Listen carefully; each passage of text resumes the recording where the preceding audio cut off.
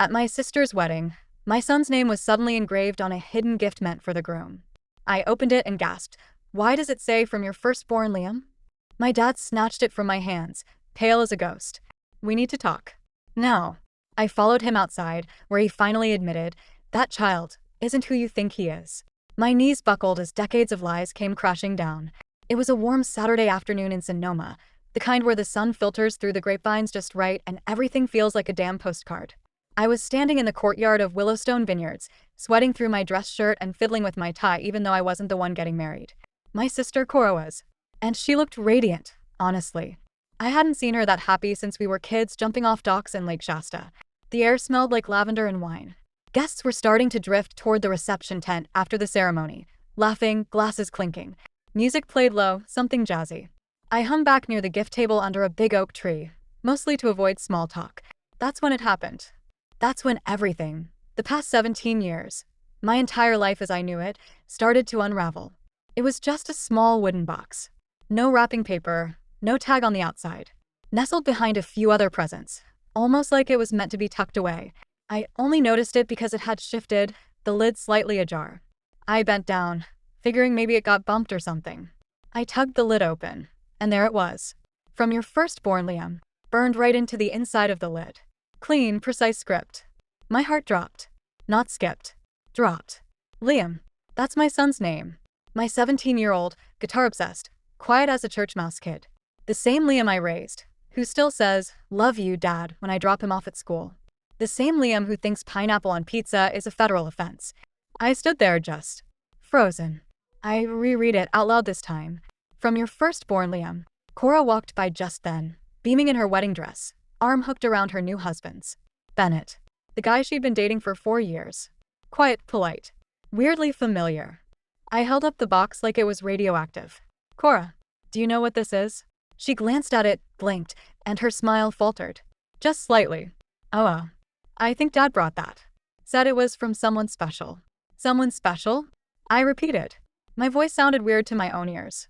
Before she could say anything else, our dad appeared beside us. No footsteps, no announcement. Like he'd operate from the vineyard mist. He saw the box and went pale. No exaggeration. Full on, seen a ghost pale.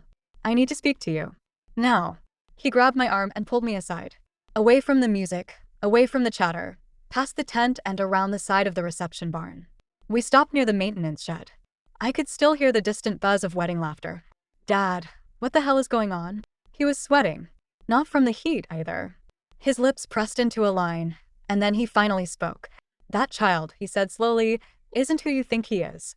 My ears rang. I stared at him. What? Liam. He's not biologically your son. I blinked. The words didn't make sense. They didn't compute. You're joking, I said, my voice low. He shook his head. Brent. I'm so sorry. The ground didn't literally shift, but it felt like it. Like something under me cracked. What the hell are you talking about? I snapped. I was there when he was born. I signed the birth certificate. I raised him. I know, Dad said. But he's not your blood. Harlow. She. He trailed off. That's all I needed. I turned and walked.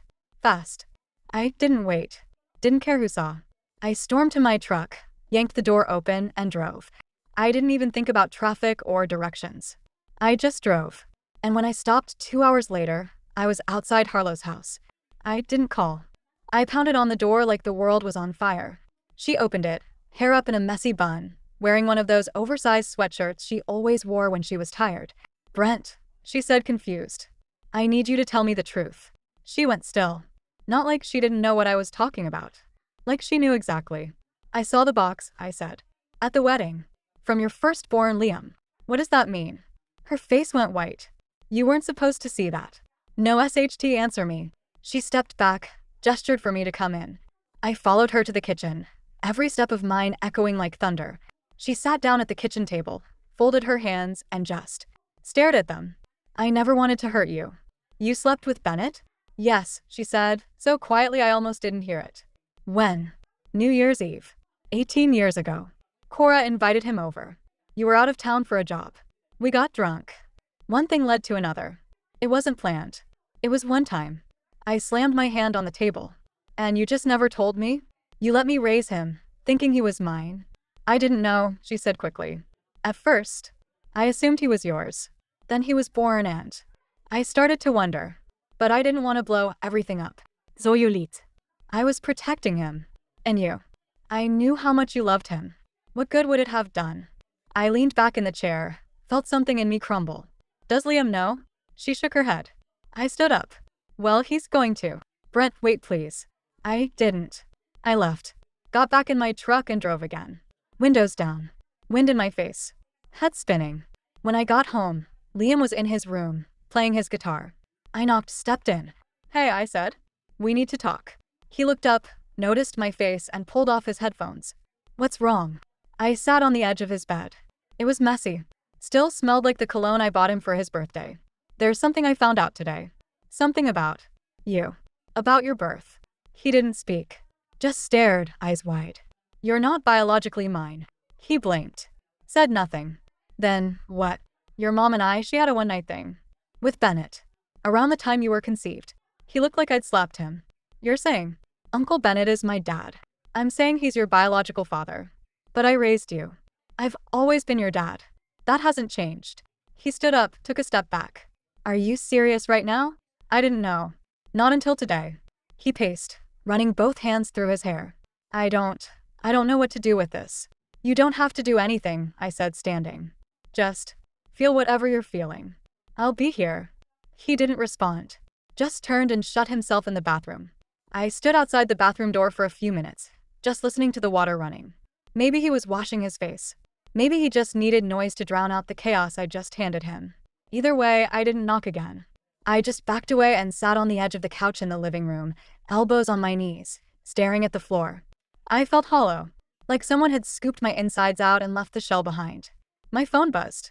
Cora, what the hell is going on? Bennett just left. He won't talk to me. I didn't answer. I couldn't.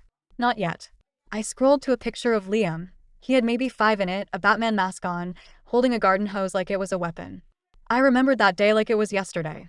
He'd spent an hour spraying bugs on the sidewalk and saying, "Justice is served." That was my kid. Blood or not. But still, there was this dull, gnawing ache in my chest, like I'd lost something sacred and didn't even know how to grieve it. An hour passed. Maybe 2. Finally, Liam came out. His eyes were red, but dry now. He didn't look at me right away, just walked past and sat on the opposite end of the couch. Did you ever? Suspect, he asked quietly. No, I said. Not once. He nodded slowly. So all those things you did, my birthday parties, coaching Little League, helping with math homework. You didn't do that out of guilt. I turned to him. No. I did it because I'm your dad. I still am. He looked down at his hands. I don't know how I'm supposed to feel. I don't even know who I am now. You're Liam. Same kid you were yesterday. Yeah, but now I've got a stranger's DNA. A guy I barely know. He paused, then looked at me. Do I have to have a relationship with him? No, I said quickly. That's your decision. No one else's. He stared ahead. I don't think I want to. We sat in silence after that. Not awkward, just heavy. Later that night, I got a call from Bennett. I didn't want to answer. Didn't want to hear his voice. But curiosity, or maybe rage, got the better of me. Brent, he said. I owe you the truth. You think. I growled. I didn't know, not for sure, until a few years ago. Harlow told me there was a chance, but we agreed not to tell anyone. You agreed, I snapped. You two played God with my life. He sighed. I didn't want to ruin Liam's image of you. Or your relationship with him. You already did, I said. You just didn't have the balls to face it. I never tried to take your place. No, you just gave my kid a gift with his name on it like some backhanded confession. What the hell were you thinking? I wasn't, he admitted. I thought, maybe it was time. I thought he should know where he comes from. You don't get to make that decision. I hung up. Couldn't listen to another word. The next few days were a blur. Cora kept texting. She'd found out the truth from Bennett after the wedding. Said he came clean once I left. She was crushed. Said she felt like an unholy, like her entire relationship had been a lie. We were engaged for years, she said over the phone, sobbing. And he didn't tell me he fathered your kid? I'm sorry, sir, I said. I really am. I don't know if I can marry him now, she whispered. You already did. Then maybe I'll undo it. That broke me a little. Watching my little sister's big day crumble into ash because of a secret that wasn't even hers. None of this was her fault. Or Liam's. 2 nights later, I came home from work, still doing full-time construction, still patching together jobs to make ends meet, and found Liam sitting at the kitchen table. His laptop was open, and he was typing something. "You good?" I asked. He nodded. "Just writing a letter." "To who?" He didn't answer for a beat. "To Bennett." My stomach tightened. "You want help?" He shook his head. "No. I think I just need to say it." I didn't push. Just gave him a pat on the shoulder and went to change.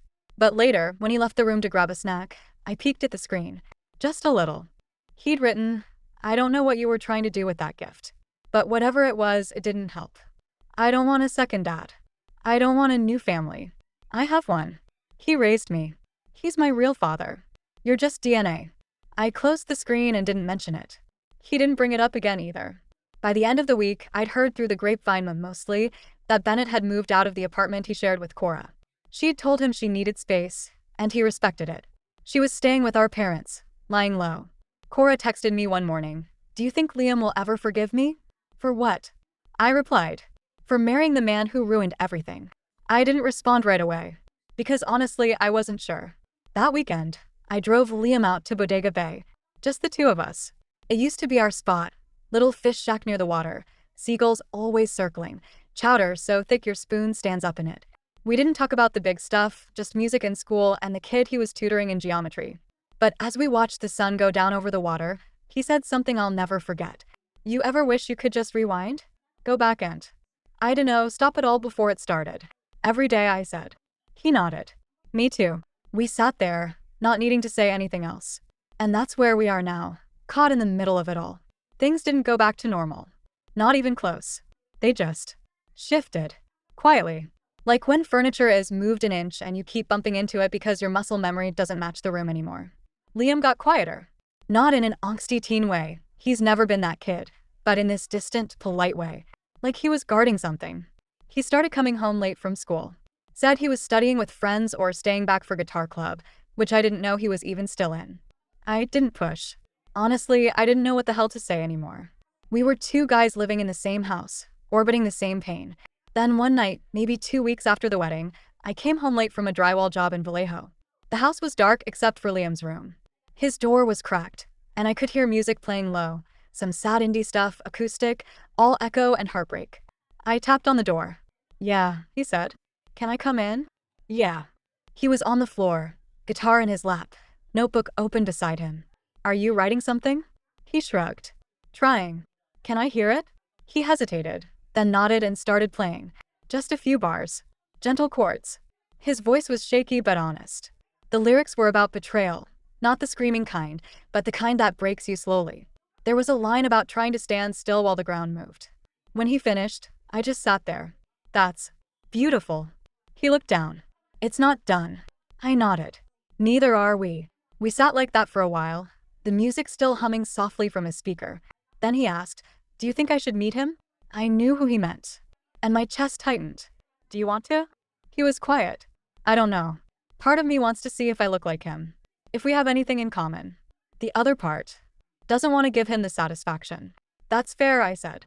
"And it's your choice. Not his. Not your mom's. Not even mine." He nodded but didn't say anything else. The next day, I got a call from Harlow. First time in weeks. "Hey," she said, voice tight. "Can we talk?" "I don't know," I replied. "Can we?" There was a pause. "Please." I met her at our old coffee spot in downtown Petaluma. The same place we used to go when Liam was little. She was already there when I arrived, sitting with a paper cup in both hands like it was the only thing keeping her grounded. "I'm not here to fight," she said. "Good," I replied. "Because you wouldn't win." That got a tired smile out of her. "I know I hurt you. I know I blew everything up." I didn't respond. Just wait. I thought if I ignored it, if I buried it deep enough, it wouldn't matter.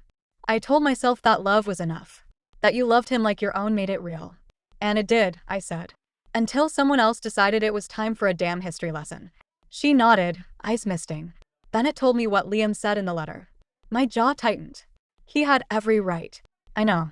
And for what it's worth, Bennett's not trying to replace you. He's keeping his distance. He should. She sighed. I hate that all of this is happening because I couldn't be honest. Yeah, I said. Me too. I'd take it back if I could. All of it. Not Liam, never Liam, but the lie. The silence. I didn't know what to say. I believed her. But belief didn't undo damage. He's asking questions, I said. About who he is. Who he comes from. I can't answer them. She swallowed hard. Then maybe I should. Later that week, I let her talk to Liam. Alone. They went for a walk around the neighborhood, something we hadn't done as a family in years. When they came back, he went straight to his room. Harlow lingered by the front door. Well, I asked. He's angry, she said. But he listened. You tell him everything? I didn't sugarcoat it, if that's what you mean. I nodded. Thanks. She left after that. We didn't hug. Didn't even say goodbye. Just nodded like soldiers who'd survived the same war. That night, Liam came into the kitchen while I was rinsing dishes. He told her he didn't want anything to do with me. That he felt nothing, he said, leaning on the counter. Who did? Bennett. That's what Mom said. I set the sponge down. I think he's lying, Liam added. Why? Because people who feel nothing don't leave personalized gifts. I raised an eyebrow. He feels guilty, Liam continued. He's just too much of a coward to own it. He walked away after that, but I stood there for a long time, thinking. The next major shock didn't come from Harlow, or Bennett, or even Liam. It came from my dad. He showed up at my place one evening with a six-pack and an envelope. Said he wanted to talk. That usually meant something heavy. We sat on the porch. He cracked open a beer and stared into the distance for a long while before speaking. There's something I've never told you, he said. I braced myself. Jesus, Dad. More. He chuckled, but there was no humor in it. When you were a kid, about Liam's age, I had an affair. My stomach dropped. What? With a woman I met through work. It lasted a few months. I ended it. Though your mom never found out. She did, didn't she? He nodded. She did. And instead of confronting me, she cheated back. My head spun. You're saying Mom. I'm saying there's a chance you're not mine. I stood up so fast the chair nearly tipped. Why the hell are you telling me this now? He looked at me, eyes heavy with regret. Because secrets don't stay buried. They come back. Always. And you deserve the truth. I stared at him stunned. For the second time in a month, my identity felt like it was being rewritten. Do you have proof? I asked, voice cold. He handed me the envelope. DNA test. Not recent. Dated 5 years ago. I didn't even want to open it. But I did. Probability of paternity. 0%. I laughed. Not because it was funny. Because it was insane. I've been living a lie my entire life, I whispered. My dad, or the man I thought was my dad, put a hand on my shoulder. I'm still your father. No matter what that paper says. I pulled away. Don't, I said. Don't use my words against me. He nodded slowly. You're right. I just thought you should know what kind of mess love and lies can create. And with that, he left. I stood there on the porch for a long time, clutching a truth I never asked for, wondering if anyone in my life had ever just been honest. For a while, I felt like I was floating between two lives, one that I thought was real, and one I had to learn to accept. I'd been lied to by the woman I once loved, betrayed by the man I never would have suspected, and now I'd even found out my own father wasn't really my father. The world didn't make sense anymore. Except for Liam. He was the one anchor.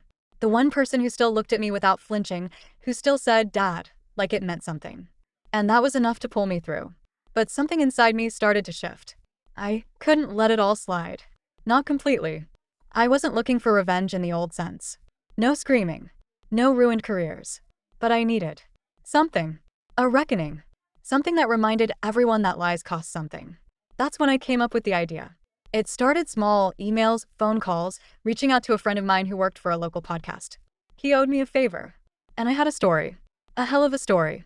Anonymous, he asked. For now, I said. He agreed. 3 episodes, audio only.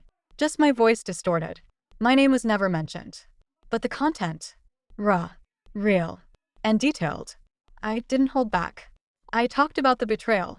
About the DNA test. About the wooden box at the wedding. And how secrets have a way of showing up at the worst times. I never named names, but I gave just enough for people in our town to start connecting the dots. Cora called me 3 days after the first episode aired.